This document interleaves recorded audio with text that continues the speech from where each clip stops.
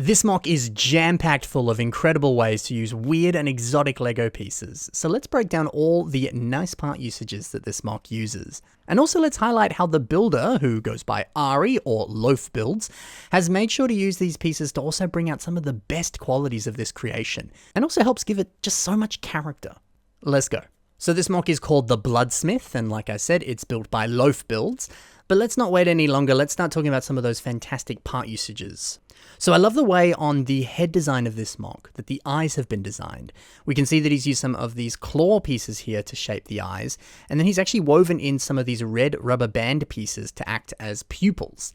And of course, these are official LEGO rubber band pieces that have appeared on a variety of different sets.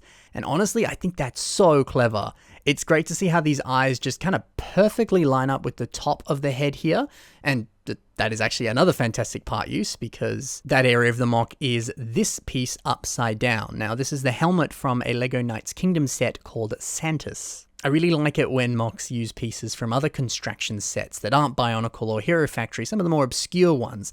Because I don't know, there's just kind of really underrated parts in them, and there's a lot of really cool stuff you can do with them, like we're seeing here. So the way those eyes line up with the top of the head is really something special. Towards the bottom of the face, we can see this torso armor here, which is also from Santas, but this time it's from the minifigure version of him, which was also a part of the Knights Kingdom wave of sets. So it's an interesting piece to use for the head, but we can see that Ari has used some sort of triangular sticker here to form a mouth. It's maybe not the most purest design, but it does work. We also have some of these red gully claw pieces used here, and these appear in this old Bionicle set here in red specifically.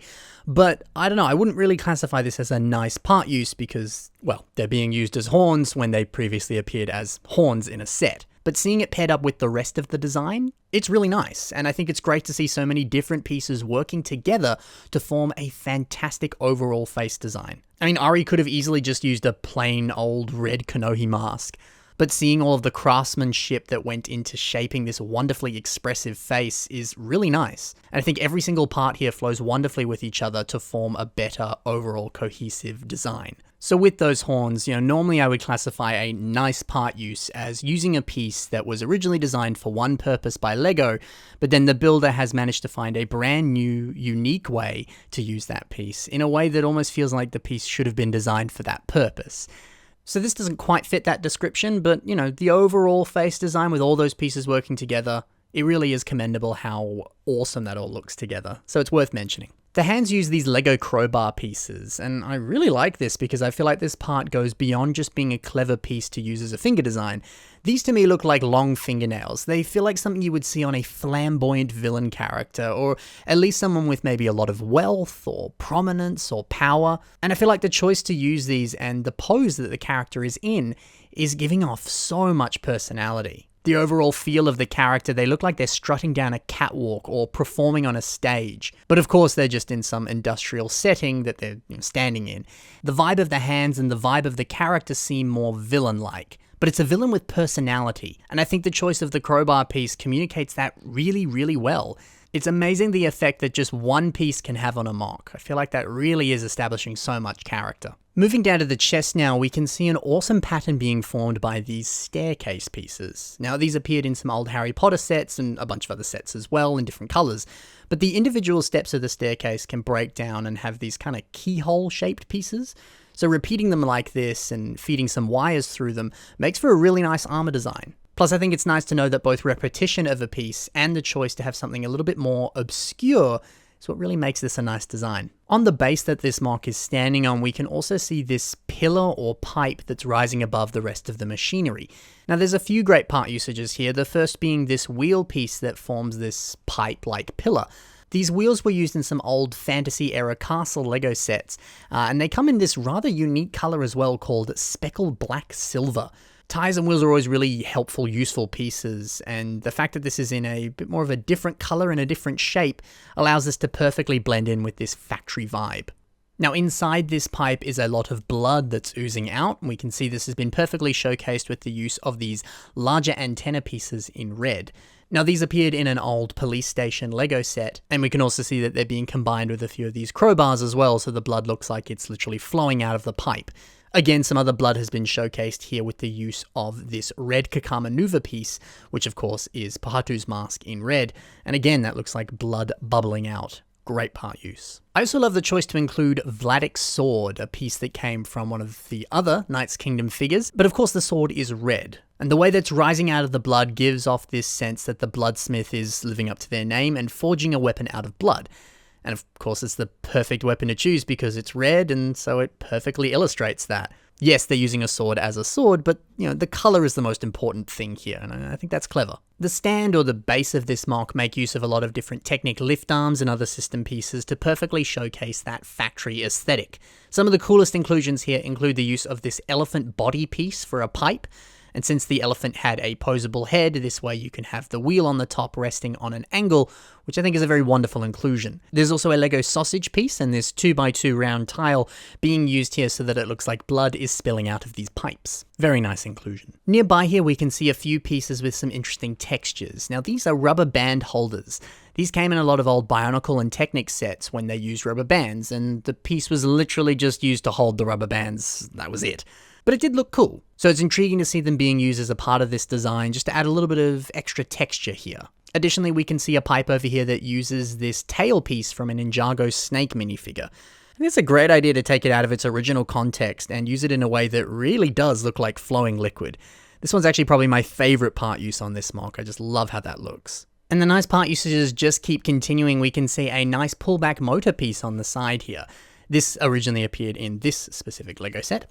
Now, it's smart to use this piece here because it kind of just fits in with that factory aesthetic. It's a motor itself, the actual Lego piece, so of course it would work in a factory. Now, even though this doesn't actually have any purpose and the motor itself doesn't do anything, it looks nice, and sometimes that's all that's important. And now for one of the weirdest part usages on this MOC. This is a very obscure canister.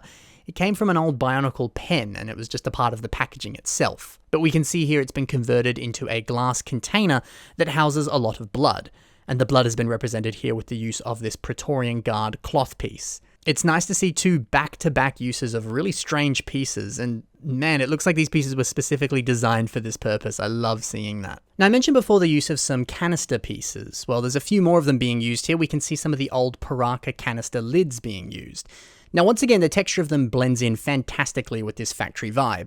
But I also kind of like the fact that, hey, when you look a little bit closer, which I was able to do at Brick Fair, you can see that these canisters still have some of the old packaging on them. But Ari managed to cover it up with the use of some of these pipe pieces here. So I think it's a smarter way of not drawing attention to some of the less attractive parts of the MOC. Oh, and if we look at this MOC from behind, we can also see that Ari has fed some wires through these tubes so that they stay in the exact location he wants, and they don't bend off in odd directions, which sometimes they have a tendency to do. And also, while we're looking at this MOC from behind, we can see that the base of this MOC is very hollow and at times a little bit thrown together. Now, Ari built this for the BioCup contest, and he only had a very limited amount of time to actually make this. Now, because of this, he used his pieces and his time wisely. He made sure that the MOC looked great from the front, and left the back a little less attractive. Now, since he had less time and the contest judges weren't really even going to be looking at this MOC from the side, since it's only going to be photographed from the front, this area simply didn't matter, and I think that's a super smart idea. If you're building something for a contest, leave the back of the MOC ugly and focus on the front, or whatever area you're going to photograph it from. Because it just doesn't matter, no one's going to see it, and if you're limited on time, you may as well rush it and worry about it being structurally sound later. Now, a similar effect has been done with these pipes that connect to the base. Ari has used them as additional bases of support. The MOC's legs actually can't really support the full weight of the MOC, but these pipes act like multiple kickstands that allow it to freestand on its own. But hey, at least all of these pipes actually kind of fit with that bloodsmith, pumping blood throughout a factory vibe of this MOC, so it kind of still works. Ari did mention in person that he was a little bit rushed for time when building this for the contest, and he probably would have paid a little bit more attention to making sure this was a bit more able to support its own weight and structurally sound. But hey, it can still more or less stand, and it survived for the entirety of Brick Fair, so he still did a pretty good job despite those time limitations. And I think this is a very smart way of approaching this MOC, given that. Oh, and one last thing, I really like the idea of using cloth to help cover up some of the less attractive areas of this MOC. Now, of course, these cloths appear in a variety of different Star Wars Ultra Build sets, and I believe even some Hero Factory and Bionicle sets as well, so it's all official LEGO. But I think in true Ari fashion, he's managed to work it into the character design as well. It looks like big sleeves and more flamboyant clothing, so even if it is covering up less attractive parts of the MOC, I don't think it matters at all. It looks really, really good, and it's a great way of showcasing the character. So all in all, this is so impressive to see, and it's amazing just how many nice part usages are packed all throughout this MOC. And it's even better to see how much is communicating character with the ways he's done it too. Ari, or Loaf Builds, whatever you want to call him, you've done a fantastic job with this, good sir. Be sure to check the links in the description and see more from Mr. Loaf Builds. He's a very talented builder and a really great person.